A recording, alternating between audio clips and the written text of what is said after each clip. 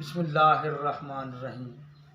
دوستو، مکتبہ شریفی سے محمد شریف حاضر خدمت ہے۔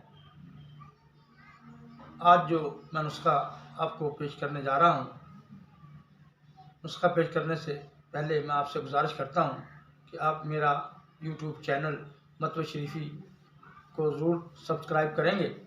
تو نسخہ جو آپ کو پیش خدمت کرنے جا رہا ہوں وہ نسخہ ہے پرانا نزلہ کیرا گلے کی خراش کی لاجواب دوا ہے اور طب نبوی نسخہ ہے۔ نسخہ نوٹ فرما لیں۔ پٹ شیریں 50 گرام۔ پٹ شیریں اکثر سوراخوں والی ملتی ہے، آپ نے صاف لینی ہے جس میں سوراخ نہ ہو۔ رال سفید ڈلی والی سفید والی 50 گرام۔ ہلدی سالم 50 گرام۔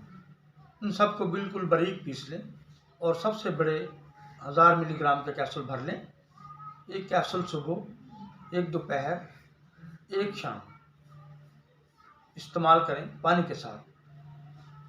انشاءاللہ پرانے سے پرانا نزلہ اور گلے کی خراش بہت جلد ٹھیک ہو جائے گی، لیکن اس میں کچھ پرہیز بہت ضروری ہیں، جن میں تمام پھل، کھٹی چیزیں، دودھ، لسی اور دہی اور کولڈ ڈرنکس۔